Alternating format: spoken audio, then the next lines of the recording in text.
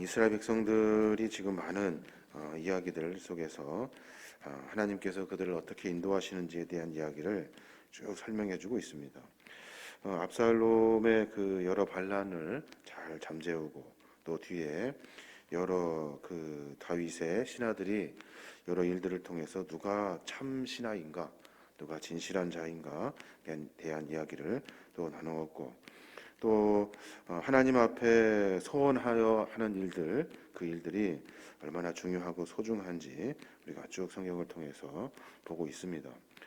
오늘은 특별히 하나님 나라를 세워가는데 무엇이 가장 중요한지를 지금 하나님께서 설명해 주고 계시는 거예요. 세상의 어느 나라든지 다른 나라의 위협에서 벗어나려면 국가가 가지는 가장 중요한 것이 있습니다. 여러 것들이 있겠지만 그 중에 가장 중요한 요건은 강력한 군사력이에요. 이 군사력을 가지고 있어야 외세의 침입을 막아낼 수가 있습니다. 평화를 얘기해도 그래도 국방력이 있어야만이 서로 힘의 견제가 되어야 서로 평화를 만들어갈 수 있는 거죠. 이 구약의 다윗 왕 역시도 마찬가지예요. 다윗 왕국 끊임없이 블레셋 다른 나라들의 위협을 계속해서 받고 있었습니다. 이 와중에 다윗이 블레셋을 물리치고 이스라엘을 외적 위험에서 보호하는데 가장 중요한 역할을 했던 것이 뭐냐면 군사력이라는 거예요. 그뿐만 아니라 그 군사력을 통치하는 이 다윗의 큰 리더십이 가장 중요하다 생각할 겁니다. 국방력을 가지고 다윗의 리더십을 가지고 다른 타국을 하나씩 물리쳐 가는 거예요. 15절에 보니까 그렇게 말해요. 블레셋 사람이 다시 이스라엘을 치거늘 다윗이 그의 부하들과 함께 내려가서 블레셋 사람과 싸우더니 다윗이 피곤하매 라고 말해요.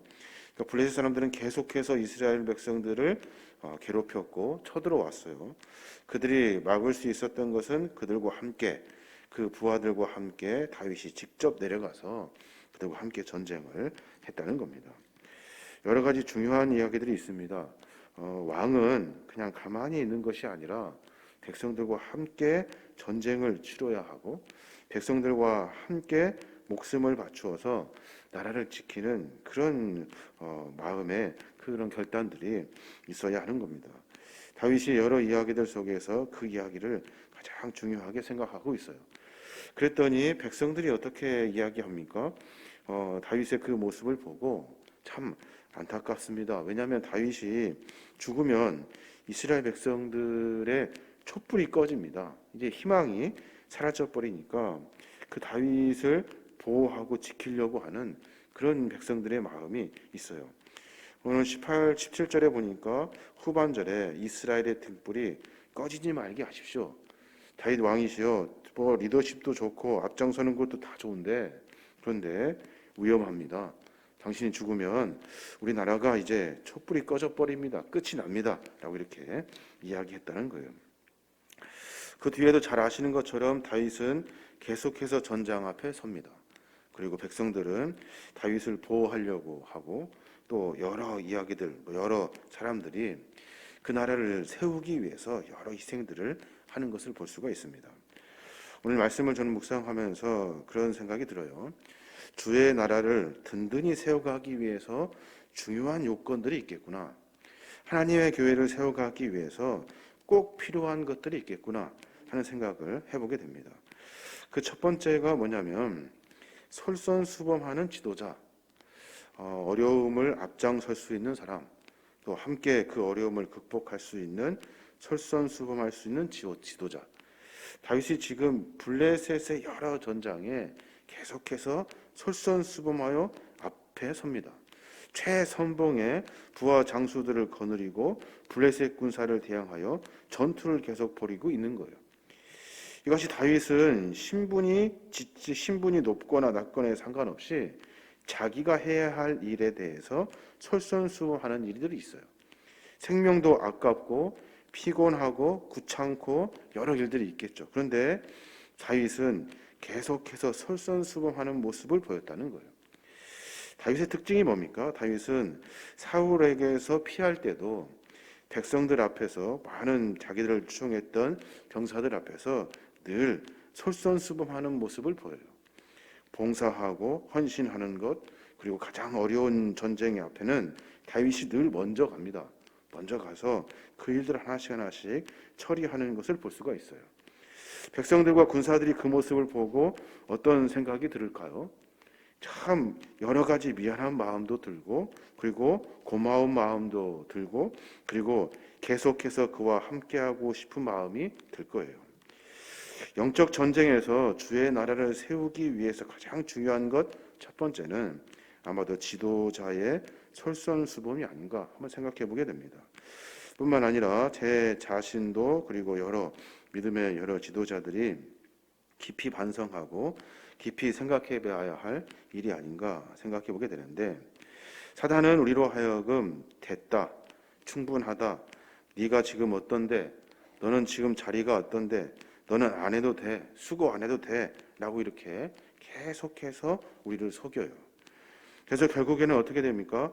솔선수범하는 지도자가 아니라 늘 뒷방에서 그냥 가만히 있다가 그냥 백성들이 다 처리하면 뒤에서 그냥 배불리 뭐만 먹기나 하는 그런 연약한 왕들로 다 만들어버려요. 그런데 다윗은 그런 영적 전쟁에서 늘 자기 자신을 정비합니다. 그리고 전쟁을 앞서 나가서 그 일을 앞장서서 해요. 솔선수범하는 지도자, 우리가 삶 가운데 분명히 우리의 삶을 점검해 봐야 하지 않을까 생각해 보게 됩니다. 또 하나는 뭐가 있어야 주의 나라를 든든히 세워갈 수 있을까 생각해 보니까 지도자의 생명을 아끼고 존중하는 성도들이 있어야겠다라는 생각을 해보게 됩니다. 오늘 17절에 보니까 수르야의 아들 아비새가 다윗을 도와 그 블레셋 사람을 쳐 죽이니 그때 다윗의 추종자들이 그에게 맹세하여 이르되 왕은 다시 우리와 함께 전장에 나가지 마옵소서, 이스라엘의 등불이 꺼지지 말게 하옵소서 했다는 거예요. 블레셋 사람을 쳐서 죽여가지고 이제 이겨가지고 돌아오는데 다윗을 따랐던 많은 사람들이 그 자리에서 맹세를 합니다. 무슨 맹세냐면 다윗 왕이시여 다시는 전장에 나오지 마십시오.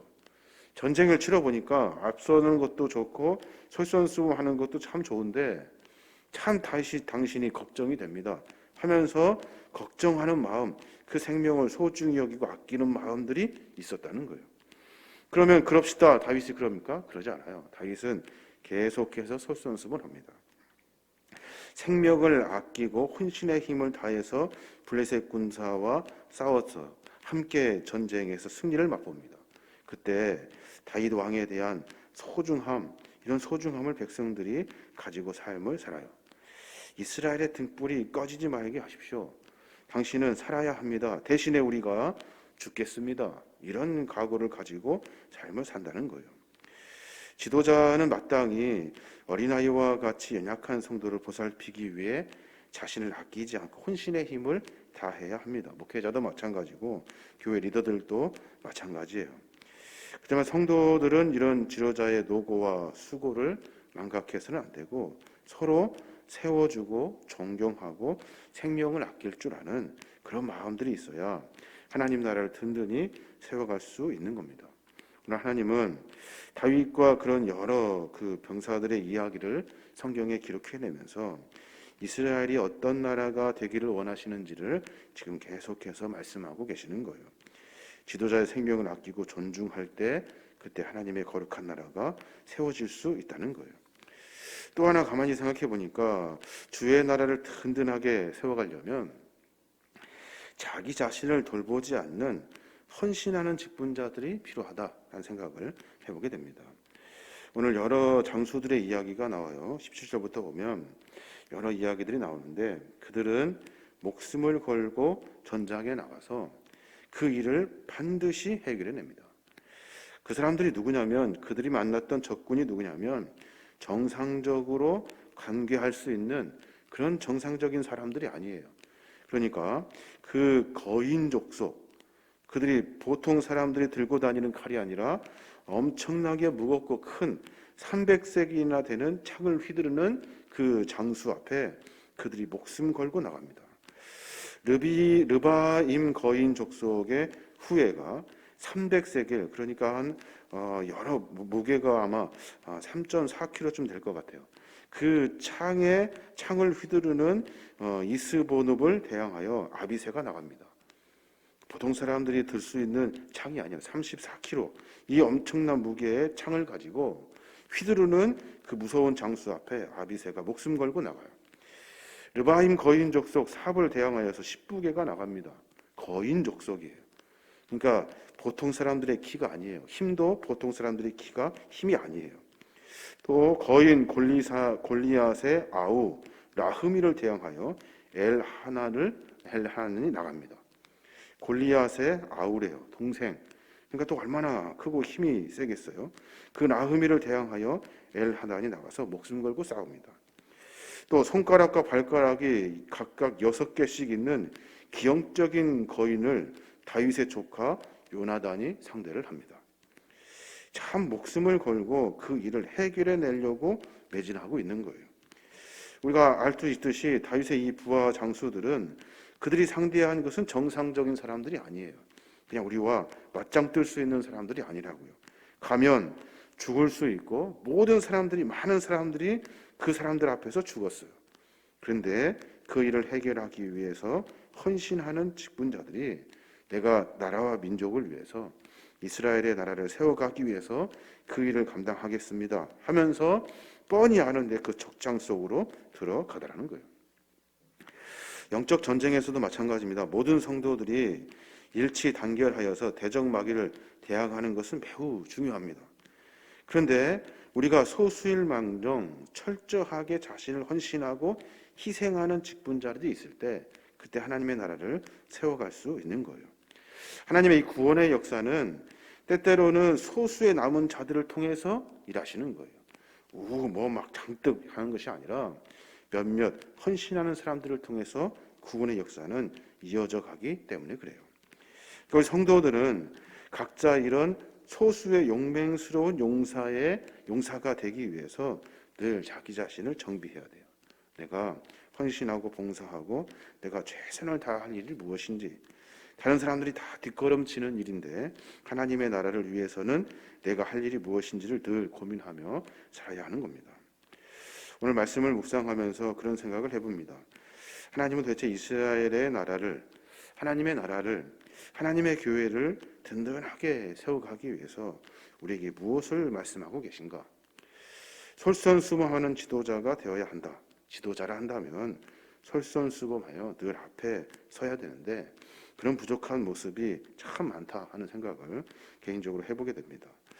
또 생명을 아끼고 존중하는 성도들이 서로 함께 존경해주고 서로 함께 아껴주고 사랑해주어서 그 하나님의 나라를 세워가려고 하는 모습들이 하나님 나라를 세워가는 가장 중요한 요소다라는 이야기를 해주고 계시고, 또 여러 장수들 앞에서 내가 해보겠습니다라고 손들고 나아가는 헌신의 직분자들이 있을 때 그때 하나님 나라가 세워지게 되는 겁니다. 주님의 나라는 자신의 생명을 아끼지 않고 봉사하는 사람들, 그리고 지도자를 존경하고 서로 우대하는 성도들, 그리고 자신을 돌보지 않고 철저하게 헌신하고 희생하는 직분자들, 이런 분들이 있어야 하나님의 공동체가 세워진다는 거예요. 신앙 공동체는 어떻습니까? 목회자와 직분자, 성도들이 서로 아름답게 신령한 교제를 나누어야 하는 겁니다. 그래야 하나님의 나라를 세워갈 수 있는 겁니다. 주의 나라를 위해 헌신할 수 있는 것, 참 어려운 일입니다. 그런데 우리의 삶의 모습 가운데 하나님이 주신 명령, 은혜, 사랑, 이런 것을 깊이 묵상해 보면 우리의 삶의 모습을 정비하지 않을 수 없을 것 같아요.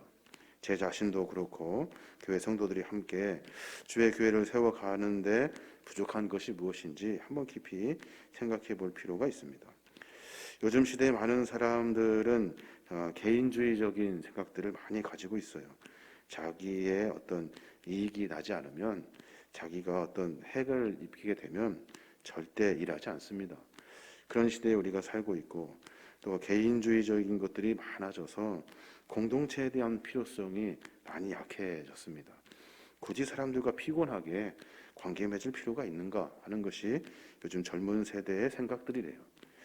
가만히 보면 이제 그런 것 같은데, 그런 일들은 반드시 악한 권세가 우리로 하여금 이 주의 나라를 만들지 못하게 하려고 하는 그런 생각이 아닌가 하는 생각을 해보게 됩니다. 인간은 원래 서로 연대하게 되어 있고 서로 존중하며 사랑하는 것을 통해서 하나님 나라가 세워지도록 주께서 설계해 주셨어요. 그 일들을 잘 기억하여서 우리의 삶을 살아야 될 줄 믿습니다.